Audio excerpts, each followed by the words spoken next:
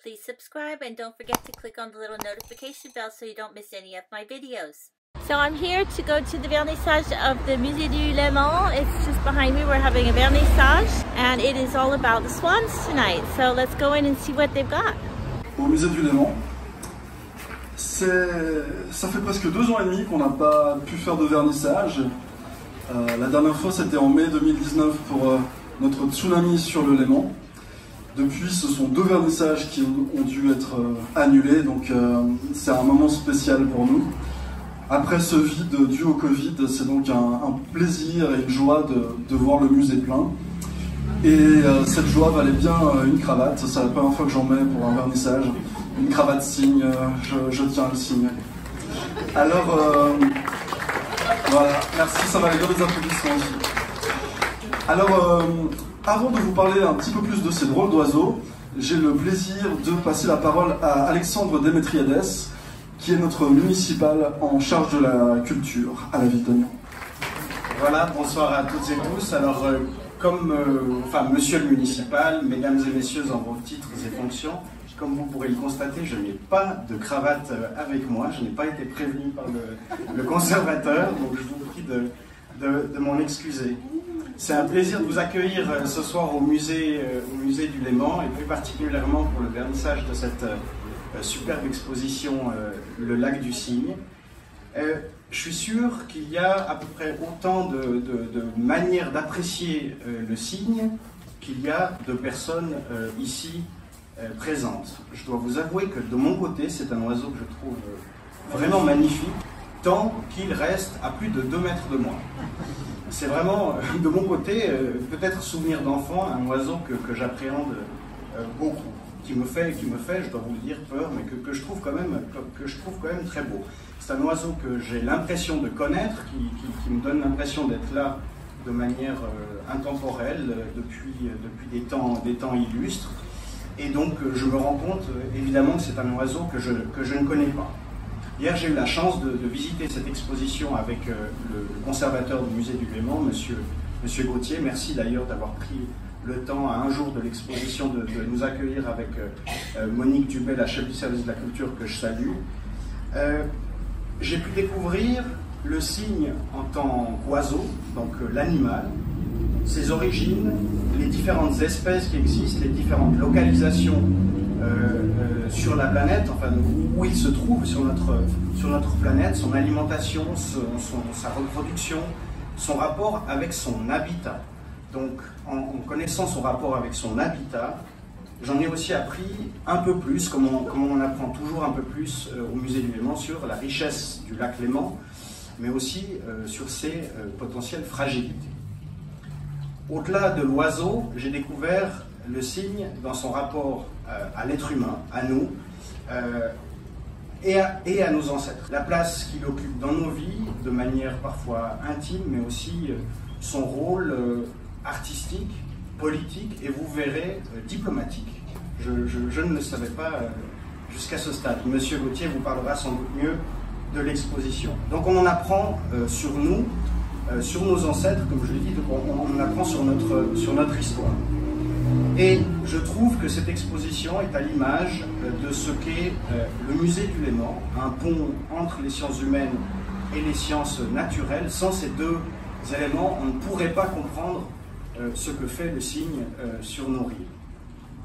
Dans la même veine, c'est une exposition qui démontre que le musée du Léman est un musée populaire, accessible à toutes et tous, aux petits, aux grands, aux spécialistes, aux débutants. Bravo à monsieur Gauthier et à l'équipe du musée du Léman pour l'opération Grain de Cygne, une opération qui est participative et qui consiste en des prêts d'objets par les visiteuses et les visiteurs, qui s'insèrent directement dans l'exposition et que vous découvrirez si ce n'est pas encore fait. J'adresse maintenant les merci. Merci au service de la culture avec qui j'ai un énorme plaisir de travailler depuis maintenant un peu plus de 3 mois. Je vois cet engagement très important qui est fait pour que tout soit rendu possible. Bien évidemment, un grand merci à toute l'équipe du musée du Léman, elle est importante. Et bravo aussi à l'ensemble des personnes qui ont été impliquées de près ou de loin, parce qu'il y en a vraiment beaucoup dans la réalisation de cette exposition. Et je vous souhaite une très bonne visite d'exposition et après un bon moment de partage entre nous toutes et tous. Merci encore. Merci. Donc à l'origine de cette exposition, il y a deux paradoxes. D'abord, le fait que les cygnes soient l'un des emblèmes du lac depuis plus d'un siècle, alors qu'ils y sont arrivés au début du 19e siècle. Donc un oiseau d'ailleurs qui devient très rapidement un emblème d'ici, c'est un phénomène assez extraordinaire et peut-être même unique au monde. L'autre paradoxe, c'est que les cygnes sont omniprésents sur le lac, mais aussi dans nos souvenirs, dans notre quotidien, que celui qui n'a jamais donné du pain aux cygnes me jette la première niche. Et pourtant, on ne sait à peu près rien d'eux. Ce sont en quelque sorte des illustres inconnus. Ces deux paradoxes ont piqué notre curiosité et nous ont donc donné envie d'en savoir plus sur ces drôles d'oiseaux. Je dis nous parce que cette exposition, nous l'avons pensée et imaginée à trois. Le lac du Cygne n'existerait pas sans le talent, les idées, l'enthousiasme, l'énergie de Anne-Sophie Deville, qui est collaboratrice au musée du Léman depuis 2018, et puis de Juliette Daven, qui est la responsable de la médiation culturelle pour les 3 musées de Lyon. Elles qui ont accroché 580 origamis perchés sur une échelle, qui ont récupéré un vrai nid de cygne, fabriqué un faux gâteau de mariage, conçu un film mettant en lumière les liens forts qui existent entre les cygnes et la danse, pendant que moi j'étais assis devant mon ordinateur. Donc venons-en au contenu de cette exposition. Pour débuter, nous avons eu envie de vous faire découvrir l'histoire des cygnes sur le Léman, leur gloire, leurs petits déboires, les circonstances de leur arrivée, les lois qui les ont protégés, les artistes qui les ont célébrés. Nous avons ensuite voulu expliquer leur succès sur le Léman, en mettant en lumière à la fois leur capacité extraordinaire d'adaptation et en même temps leur capacité à se faire adopter très vite par les riverains du lac. Pour la suite de l'exposition, nous nous sommes autorisés quelques infidélités à notre lac bien-aimé, car le Léman n'a pas le monopole du cygne, et puis parce que les cygnes tuberculés, notre cygne à nous, eh bien, n'est pas seul au monde, il y a d'autres espèces de cygnes un peu partout dans le monde. Donc nous avons consacré une salle aux différentes espèces qui existent de par le monde, et puis une autre salle dans laquelle on a voulu mettre en avant les cygnes tuberculés d'ailleurs, ceux qui existent dans les cours des monarques depuis des siècles, parce que, voilà, par exemple, Louis XIV était extrêmement friand de cygnes, donc il en faisait venir beaucoup à Versailles notamment. Et puis aussi les autres cygnes, les vrais qu'on retrouve maintenant dans toute l'Europe, mais aussi en Mongolie, en Chine, aux Émirats Arabes Unis par exemple. Et puis les autres cygnes tuberculés, les mythiques, les légendaires, et puis ceux qui ont été immortalisés ou imaginés par les artistes.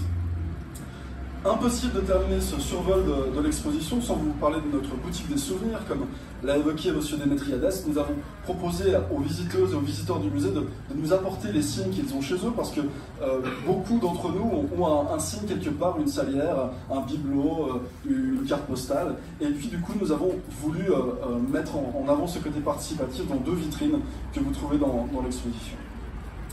Pour donner une forme à nos idées, nous avons eu besoin et la chance d'avoir 3 personnes clés qui nous ont aidés.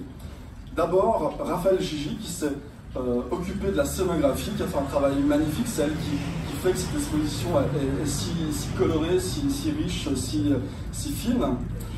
Ensuite, Florence Chèvre, qui s'est occupée comme toujours, du graphisme avec talent.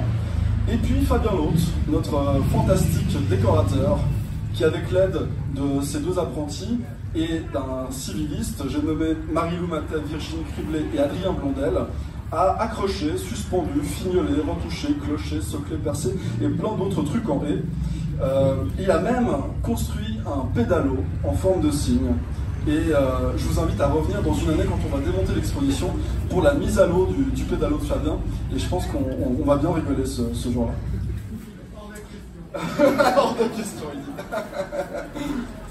Il me faut ensuite remercier les artistes qui se sont particulièrement investis pour cette exposition. Je pense à Adrienne Barman, qui a portraituré les différentes espèces de cygnes qu'on trouve de par le monde. Nicolas Libert, dont le mur du cygne raconte la fascination que les artistes éprouvent depuis des siècles pour les cygnes, qui a réalisé la linogravure que vous trouvez sur l'affiche de l'exposition. Et puis Marie-Michel Lefrançois qui a réalisé 580 origamis en forme de cygne, mais aussi des aquarelles qui représentent les plantes aquatiques que les cygnes mangent chaque jour. Et puis avec Jean Dubout, un puzzle monumental qui présente les différentes espèces de cygnes qu'il y a tout autour du monde. Un grand merci également aux personnes et aux institutions qui nous ont prêté des cygnes, qu'ils soient en peinture ou en 3 dimensions, en particulier le Muséum d'Histoire Naturelle de Genève, la Fondation Boll, Joséphine Cardona et Nicole Chuard. Un merci tout spécial au dessinateur P-Cube qui a accepté de refaire à l'identique, 36 ans plus tard, un dessin qu'il avait publié dans la presse en 1985. Et puis un merci également à mes rabatteurs de signes, celles et ceux qui m'ont fait signe quand ils en voyaient un. Et je pense notamment à Vincent Libert, à Blaise Ruffieux et à Philippe Constantin. Comme je l'ai évoqué précédemment, le Lac du Cygne, c'est une exposition, mais c'est aussi un livre que j'ai eu le plaisir d'écrire avec Anne-Sophie Deville, que je tiens à remercier infiniment d'avoir accepté de se lancer dans cette aventure avec moi. Et puis également un grand merci aux éditions Glénat qui continuent encore et toujours de collaborer avec nous pour faire des livres magnifiques. Avant de transmettre la parole à Anne-Sophie, je voudrais encore remercier le service de la culture de la ville de Nyon pour son soutien de tous les instants, et en particulier notre chef de service Monique Dubet, Julie Auzer, Alexandre Demetriades et notre ancienne municipale Fabienne Frémont-Canton. Un grand merci à l'association des Amis des Musées de Nyon, et en particulier à son président, Jean-Luc Blondel, et à Louise Bigwood, qui a réalisé la traduction anglaise de l'exposition. Enfin, je veux remercier toute l'équipe du Musée du Léman, qui, comme toujours, s'est mis en 4 pour que le musée soit sur son 31, et en particulier notre historienne et courte pointière Marianne Chevassu, Philippe Rezendé, Cédric Perret-Gentil, Marie-France Thomas, Stéphanie Pfister, Camille Linder, Régine Diallo, Mélanie Ruffy et Goulen Chalard. Et où peut bien se trouver la quête avec un oiseau que vous pouvez voir tous les jours, en toute saison, quelle que soit l'heure de la journée, et de si près. Même le célèbre naturaliste et artiste suisse Robert Hénard n'en a pas peint autant, seulement 3-4 dessins de cygnes tuberculés presque noyés dans son immense œuvre. Et pourtant c'était un oiseau qui vivait tout près de chez lui, qu'il pouvait côtoyer très facilement tous les jours. Et il explique cela lui aussi, il dit « S'il n'y a pas ce côté chasse, surprise, poursuite de l'animal, au fond, ça ne m'intéresse pas vraiment. » Alors je vous laisse imaginer quand il y a à peu près 2 ans, quand Lionel me dit au bureau j'ai toujours rêvé de faire une exposition sur le cygne, j'ai même déjà le titre, ça s'appellera le Lac du Cygne. Tout d'abord, c'est un oiseau qui détient pas mal de records. Déjà, c'est l'un des oiseaux les plus lourds au monde, capable de voler. Il se partage le podium avec 6 autres espèces au monde, et donc avec ses 10 ou 14 kilos, il arrive à voler, ce qui est quand même une prouesse. L'autre record, c'est qu'il fait partie de cette grande famille des animaux vertébrés à vertèbres, ça va des poissons en fait jusqu'aux mammifères, et il se trouve que c'est le vertébré qui a le plus grand nombre de vertèbres cervicales, 23. Et ça, c'est une formidable adaptation parce que ça lui permet d'accéder à de la nourriture jusqu'à 1 mètre, 1 m 50 de profondeur, tout en restant à la surface de l'eau. Donc c'est une formidable adaptation parce que ça lui permet de ne pas utiliser trop d'énergie, contrairement à des canards plongeurs qui vont devoir battre des pattes sous l'eau pour accéder au même type de nourriture. Effectivement, en moyenne, statistiquement, les cygnes vont vivre toute leur vie avec le même partenaire, ils sont fidèles et monogames, statistiquement et en moyenne. Et j'espère que le prochain cygne que vous rencontrerez sur le lac, vous penserez au musée du Léman et que vous penserez aussi à cette foule d'anecdotes qui font la longue vie de ce splendide oiseau. Merci beaucoup. Oui, donc à force de récupérer des cygnes à droite à gauche, on a reconstitué donc des ensembles et même des couples. Ces deux-là, ils n'ont pas été amenés ensemble. Et ça non plus. Ça non plus. Wow. C'est vraiment la grande amour alors. So I just finished with the Musée du Léman, Lac du Cygne. It's over there, and you can see we've had a beautiful evening with the sunset. You can see the Mont Blanc over there in the distance. And as you walk back to the parking, you can see the Neil Castle at the top of the hill. Thanks for watching. If you liked the video, please click on the little thumbs up.